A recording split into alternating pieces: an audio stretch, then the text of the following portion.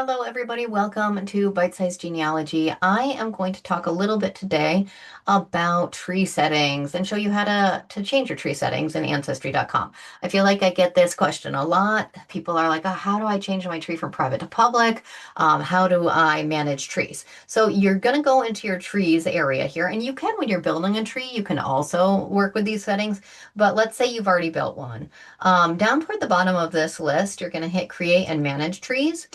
Excuse the amount of trees I have. I have a million trees because because I'm always making trees for cemetery tours and other genealogy projects. So I'll spend kitchen projects. I got everything. So say we are looking at the Beagle family tree here, and I want to change the settings. I'm going to go into the tree settings. The basics are right here, and sometimes people only look at this one page, and that's where the confusion lies. So you can change your home person. I messed this up. I set myself as May, so I'm gonna say set to none because I'm not a person in this tree. Then it starts saying, "Hey, your sister, I found your sister," and the sister's been dead for a long, long time. You can change your hint preferences. You can export your tree, and sometimes people want to delete a tree. You can delete your tree in these tree settings. The privacy settings is where I think is some really interesting information. And it's where you will set your tree from public to private. So public, it's telling you people can see your tree. That can be really useful if people poke around in there and you've got good information. Sometimes that's not great. Sometimes it's not great to have people looking at your tree, especially if you're not sure. I leave a lot of my trees set to private because I personally sometimes am testing something, poking around at the algorithm a little bit. Sometimes I want to keep my research private because I'm working on something really interesting. And I don't want to share it. And I don't want everybody else to absorb all of that information yet. I gotta like put it in my own narrative form before doing any of that. So you could change these settings here. So public, they're talking about the benefit to the community. People share that kind of thing.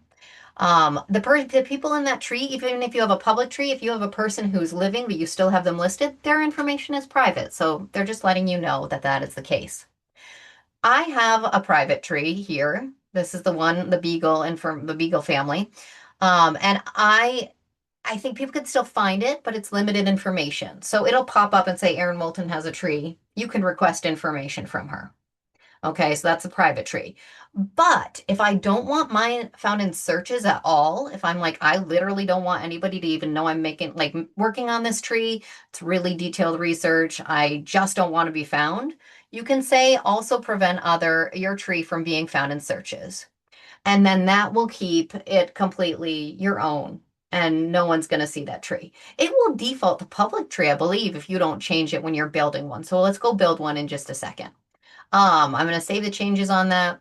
The final thing in tree settings is invitation. So you could invite a family member to view this tree, and that's great. So you've got that there.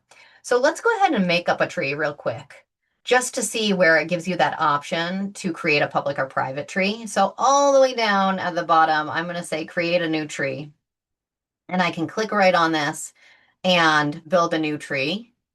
And I'm just going to make up a person because we're going to delete this anyway. So we'll just do a John Doe. And I'm going to say 1850 for John Doe, and they're deceased. And we're going to go ahead and hit, oh, male, yeah, and continue. Okay, so as you're putting in a person, the second person is when you get this option. So you can just say Doe, male. Okay, if I hit continue here, that is where I'm going to have the option to make this private or public. It's right when this pop-up comes up. So I'm making a Doe family tree. Allow others to view this tree. People mark living or hidden. So see, it's defaulting to the public tree. I have to unclick that in order to keep it as a private tree. Okay. And that will just default to the private without hiding it. So if I want it hidden from this component, like from this part on, I need to go into the tree and change my tree settings the way I just showed you a minute ago. So that is how you control the privacy of your tree. Whether you want it public or private is up to you. You can read all about what they're offering. I mean, there's benefits to both. It just depends what you want. So go ahead and take a look at that. I hope this was helpful and you can now navigate that, and I will see you next time.